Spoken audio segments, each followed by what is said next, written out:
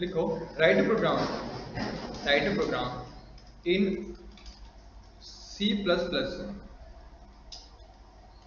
that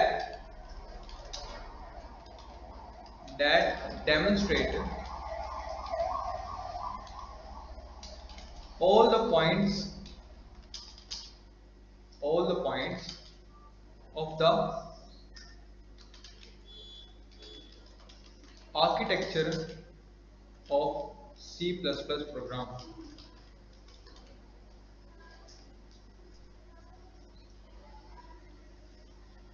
ठीक है जी, ये आपका क्वेश्चन है। क्लियर हो गया?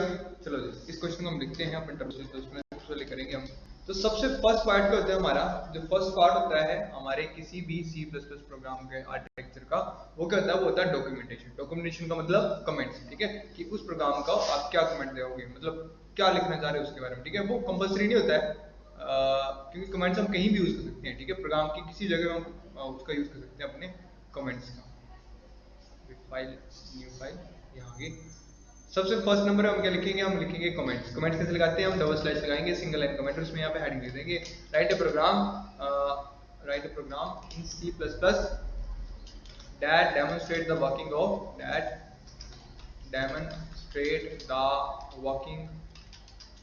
of all the points of the architecture of C++.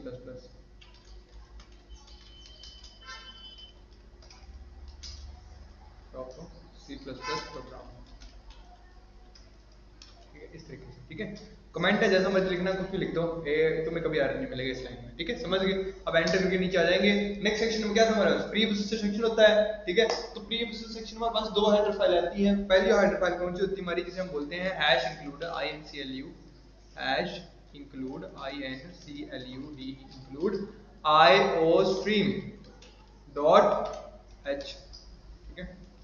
फिर दूसरी हेडर फाइल हम साथ में इसमें इंक्लूड करेंगे include conio .h, conio.h आ गया, ठीक है। अब देखो यहाँ पे हो गया, प्री प्रोसेसर सेक्शन भी हो गया हमारा, हो गया ना, ठीक है।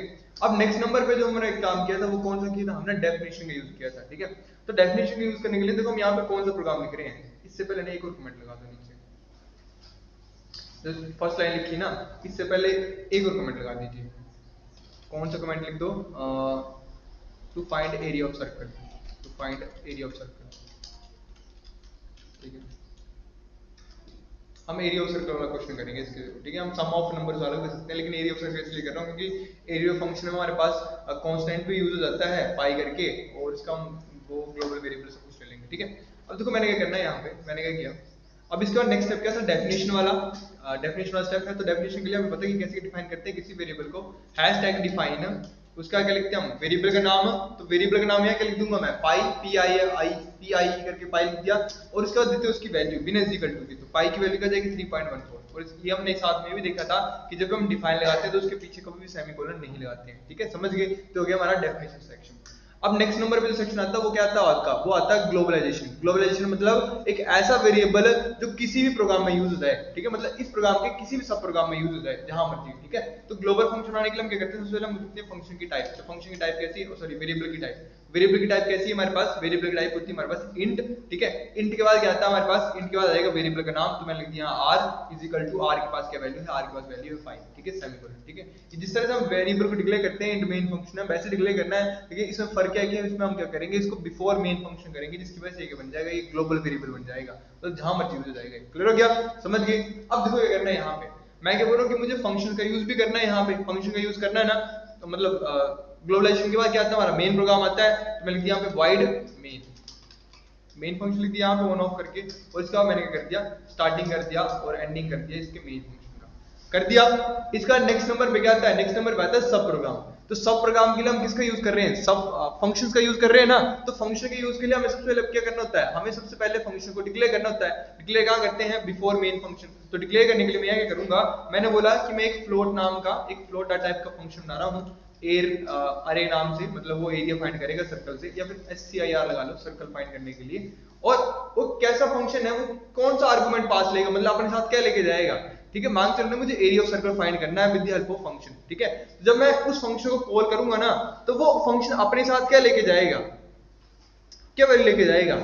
एरिया ऑफ सर्कल कैसे फाइंड होता है? पाई आर स्क्वायर, ठीक है, मतलब सिर्फ मुझे रेडियस ही चाहिए, रेडियस चाहिए ना, तो रेडियस के लिए मैं क्या करूंगा, मैंने क्या किया, मैंने फ्लोट लिया, फ्लोट सर्कल में, और मैं ऊपर ना रेडियस भी फ्लोट में लेता हूँ, सारी वैल्यूज मुझे फ्लोट में लेनी पड़ेंगी, फ्लोट ले लिया मैंने, फ्लोट r इजिकल टू 500 खुद लगा लेगा वो, ठीक है। तो मैंने क्या बोला कि इसके साथ ना एक वेरिएबल आएगा, तो मैंने लिख दिया वो वेरिएबल किस टाइप का, वो फ्लोट टाइप का होगा, और उसको मैंने कैसा वेरिएबल पास कर दिया, फॉर्मूला आर्गुमेंट पास कर दिया x करके, समझ गए।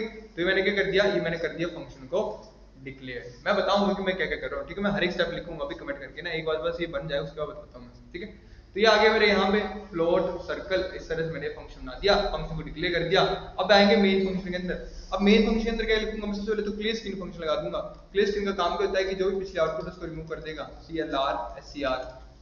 या फिर आपको ऐसे नहीं करना है ना, तो देखो मैं बहुत अच्छी चीज बताता हूँ आपको। यहाँ पे मैंने क्या किया, मैंने यहाँ पे ना इन फ्लोट r लिख दिया, बना दिया एक वेरिएबल, और उसकी वैल्यू मैं किससे लूंगा, यूजर से लूंगा। देखो r मैंने कहाँ डिफाइन किया और उसको मैं यूज कहाँ कर रहा हूँ, ठीक है, ये होता है ग्लोबल वेरिएबल, ठीक है। मैं क्या करूंगा, यहाँ पे मैंने लिखा क्लियर स्क्रीन, CLR SCR लगा दिया, और यहाँ पे लिखूंगा प्रिंट अपनी सी आउट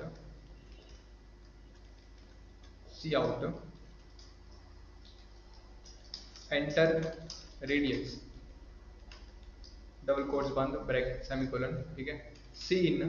सीन में ब्रैकेट कहाँ से वैल्यू आ जाएगी, सीन वैल्यू आ जाएगी ऐड एड्रेस आर, ठीक है, इस तरीके से, ठीक है। देखो मैंने आर को डिफाइन कहाँ किया है, बाहर डिफाइन किया है ना, और उसमें वैल्यू कहाँ ले रहा हूँ मैं, मेन फंक्शन के अंदर वैल्यू ले रहा हूँ, ठीक है, समझ गए। तो ये होता है आपका ग्लोबल फंक्शन, मतलब वो कहीं पे भी डिफाइन होगा और कहीं पे भी अपडेट हो सकता है, ठीक है, समझ गए, ये चीज है। अब यहाँ पे क्या होगा, मेरे पास आर की वैल्यू आ जाएगी। अब मुझे क्या प्रिंट कराना है, एरिया ऑफ सर्कल प्रिंट कराना मुझे, तो प्रिंट कैसे कराऊंगा, मैं लिखूंगा सी आउट डबल कोट्स एरिया, दिख नहीं रहा यहाँ से, तो शब्द मैडम को भी नहीं दिख रहा बेचारी को, मैंने एरिया ऑफ सर्कल, ठीक है, इजिकल टू के बाद आएगी वैल्यू, ठीक है। तो डबल कोट हम बंद कर देते हैं, और जब मुझे वैल्यू दिखानी है तो हम कैसे दिखाएंगे, अगेन ब्रैकेट लगा देंगे, और इसके बाद वैल्यू कहाँ से आएगी, मैं बोल रहा हूँ वैल्यू आएगी इस फंक्शन से, CIR फंक्शन, और इसके अंदर एक आर्गुमेंट पास करना पड़ेगा जिसके अंदर सच में कोई वैल्यू है। तो आर्गुमेंट सच में किसके पास वैल्यू है, आर वेरिएबल के पास वैल्यू है, ठीक है, समझ गए। इस तरीके से आपको जो ये फंक्शन जो यहाँ पे कॉल कर लेना है, ठीक है। यहाँ पे मैंने फंक्शन को कॉल किया, ठीक है, फंक्शन को डिक्लेयर किया, फंक्शन को कॉल कर लिया, ठीक है।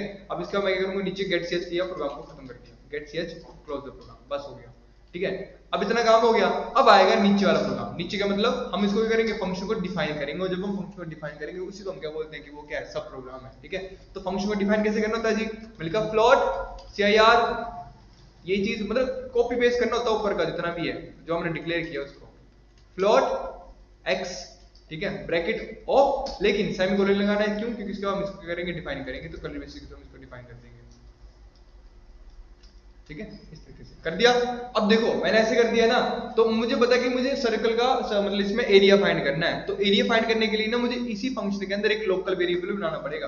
तो मैंने इंट एरिया नाम का एक लोकल वेरिएबल बना लिया, ठीक है। एरिया के पास वैल्यू कहां से आ जाएगी, एरिया इज इक्वल टू पाई, देखो पाई वेरिएबल कहां है, वो है ऊपर, समझ रहे हो, और इनटू x, ठीक है, मतलब पाई आर स्क्वायर होता है ना। अब यहाँ पे मैंने x क्यों लिखा, क्योंकि x जो वो हमारा क्या है, कैसा वेरिएबल है, वो हमारा फॉर्मल वेरिएबल है, ठीक है। मतलब इसमें कहीं से वैल्यू आएगी, कहाँ से वैल्यू आएगी, जब इसको कॉल किया जाएगा तब वहां से वैल्यू आएगी, ठीक है, समझ गए। तो ये जब मैं इसको कॉल करूंगा तो जो r की वैल्यू होगी वो x में चली जाएगी, ठीक है, और जैसे x में चली जाएगी तो फिर वही वैल्यू आगे नीचे भी यूज होगी, क्लियर हो गया। और इसके बाद मैं क्या कर दूंगा, मैं बोल दूंगा कि रिटर्न करवा दो, किसको, रिटर्न करवा दो एरिया को, रिटर्न एरिया, ठीक है। देखो कॉन्सेप्ट थोड़ा सा डिफिकल्ट सा है लेकिन बहुत अच्छा है, इसको बार-बार प्रैक्टिस करोगे, जितना प्रैक्टिस करोगे उतना क्लियर हो जाएगा कॉन्सेप्ट, ठीक है। यहाँ पे लो जी, बस प्रोग्राम मेरा खत्म हो गया, ठीक है। आप लोग देख पा रहे हो कि कहाँ मैंने लाइनें लिखी हुई है, कहाँ मैंने क्या चीज लिखी है, सबको तोड़ मोड़ के सब कुछ मैं मेन फंक्शन के अंदर यूज कर रहा हूँ, समझ रहे हो। हमारा मेन फंक्शन तो ये होता है, ठीक है, ये हमारा मेन कंटेनर है, इसके अंदर सारी कोडिंग होती है, लेकिन इसके अंदर चीजें कहाँ से आ रही है, कहाँ कहाँ से उठ के आ रही है ना, समझ रहे हो। तो ये चीज है। चलो अब इसको कंपाइल करके देखते हैं। अच्छा पहले इसको सेव करना पड़ेगा, सेव करने के लिए हम क्या करेंगे, बिन तक उड़ा देंगे, और यहाँ पे लिख दूंगा मैं ट्राई नहीं कंस्ट्रक्शन डॉट cpp, बना दिया। Alt F9 करेंगे, कोई एरर, एक एरर कहाँ से आ गया, illegal structure operation and R, इसमें ऐड आर लगता है कि नहीं लगता है, अच्छा इसमें नहीं लगता है, इसमें सिंपल आर लगा होगा यहाँ पे, ठीक है, इस तरीके से हाँ सक्सेस हो गया, क्लियर हो गया। तो इसमें ऐड वाला ऑपरेशन हटा देना क्योंकि वो सी का साथ ऑपरेशन हुआ, ठीक है। तो मतलब इसमें ऐड डाल देना, डायरेक्ट आर लिखना। बस ब्रैकेट्स का ध्यान रखना है, मतलब एंगुलर ब्रैकेट्स कौन सी वाली, इसमें ग्रेटर देन वाली है, ठीक है। याद रखना जब भी तुम्हें इनपुट लेनी है तो वो इनपुट आती है सी इन से, लेकिन इसमें ब्रैकेट्स नहीं आती है ये वाली, क्लियर हो गया। समझ गए, सी आउट में आती है ये वाली ब्रैकेट्स। तो आप इसको हम रन करते हैं और रन किया, एंटर रेडियस पूछ रहा मुझसे तो मैं रेडियस डाल दिया यहाँ पे 10, एंटर करेंगे तो area of circle is equal to 3.14, अच्छा 3.4, ठीक है समझ गया। करो सोल्व इसको, कैसे आंसर आया ये, देखो 10 into 10 क्या हो गया, 100 हो गया ना, ठीक है ना, सेम ही आ गया, 314 आ गया। कुछ और डालते हैं, ठीक है।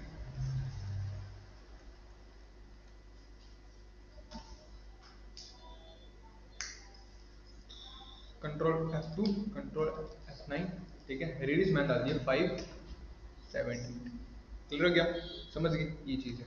अच्छा मैं कोई पॉइंट में वैल्यू डाल दूँ तो पॉइंट में उठा लेगा, चेक करते हैं एक बार। 3.5 38 पॉइंट मैंने उठाना वैल्यू, रिटर्न एरिया फ्लोट। अच्छा देखो क्या गड़बड़ हो गई यहाँ पे, ये इसलिए आंसर नहीं दे रहा है। देखो फंक्शन तो फ्लोट पे जाना चाह रहा है, लेकिन अंदर मैंने एरिया वेरिएबल बना दिया जो कैसा है, वो इंट टाइप का है, ठीक है। मतलब वो आंसर कभी अंदर पॉइंट में लाने नहीं दे रहा है, तो फिर वो भेजेगा कैसे। तो क्या करो, जो इंट एरिया लिखा है ना इसको फ्लोट बना दो, ठीक है, ताकि जो तुम्हें लास्ट में आंसर मिल रहा है वो भी कैसा मिले, विद पॉइंट वाला मिले, ठीक है। तो मुझे गड़बड़ कहाँ हो रही है। तो अब यहाँ लिखते हैं हम 5, देखो 78.5 आ गया ना आंसर, क्लियर हुआ, समझ गए किस तरीके से तुम्हें आंसर मिल सकते हैं। और ऐसे ही अगर मैं पॉइंट में कोई वैल्यू ले लूँ तो 45.69, ठीक है। तो ये आंसर आपके पास आ गया होंगे, क्लियर हो गया, समझ गए। इस तरह से आप लोगों ने क्वेश्चन करना है। अब देखो मैं हर एक चीज यहाँ पे डिफाइन करता हूँ, आप लोग भी लिख लेना कॉपी में, ठीक है। देखो पहला स्टेप तो डॉक्यूमेंटेशन का था, है ना, वो हमने कर लिया। अब दूसरा स्टेप जो है ये देखो, मैं यहाँ पे लिखूंगा, डायरेक्ट लिख रहा हूँ यहाँ पे, ठीक है। क्या लिख रहा हूँ मैं यहाँ पे, सॉरी ये यहाँ तक कैसे आ गया, यहाँ पे मैंने लिखा, इसे क्या बोलते हैं, हम इसे बोलते हैं प्री प्रोसेसर सेक्शन, ठीक है। ठीक है, सेम नीचे वाला भी क्या चीज है, नीचे वाला भी हमारा क्या है, प्री प्रोसेसर सेक्शन ही है, ठीक है। इसमें एरर कुछ नहीं आएगा अभी भी, क्यों, क्योंकि कमेंट हो रहे हैं प्री प्रोसेसर, ठीक है। पहले लगाना होता है, ये प्रोग्राम को रन करने के बाद करते हैं, ठीक है। समझ गए, दोनों लाइनें प्री प्रोसेसर सेक्शन से आ रही हैं, ठीक है। इसे क्या बोलते हैं हम, इसे हम बोलते हैं डेफिनेशन, जो लास्ट वाला सेक्शन है, मतलब नीचे वाला सेक्शन, जिसे हम क्या बोलते हैं, इसे हम बोलते हैं डेफिनेशन, डेफिनेशन सेक्शन,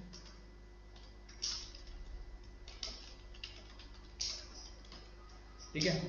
फिर इसे हम नीचे वाला हमने क्या किया, नीचे में हमने क्या किया, नीचे हमने क्या किया, इसको ग्लोबल किया, ठीक है। तो हम बोलते हैं ग्लोबलाइजेशन, ग्लोबलाइजेशन, ठीक है, समझ गए। और ये क्या किया हमने, ये हमने किया फंक्शन डिक्लेयर, फंक्शन डिक्लेयर, ठीक है। और उसके बाद नीचे क्या किया, यहाँ पे हमने कर दिया फंक्शन कॉल,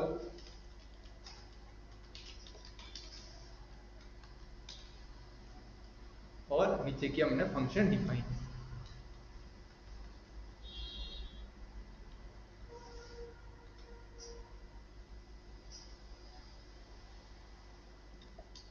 यहाँ पे हमने क्या किया, इसको हमने किया फंक्शन डिफाइन।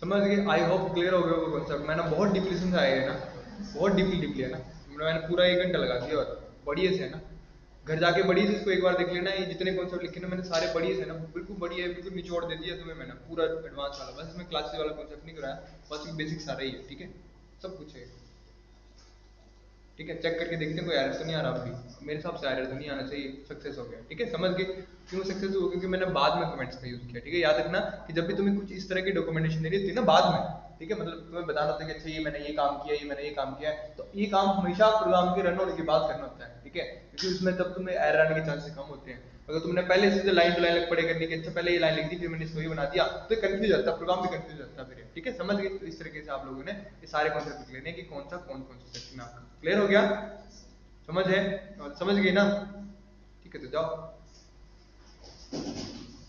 अच्छा यहाँ पे एक चीज और लिख लो, function declare with formal arguments, with formal arguments, arguments का मतलब वेरिएबल्स, ठीक है। और यहाँ function call with actual variables, है ना, विद एक्चुअल आर्गुमेंट्स।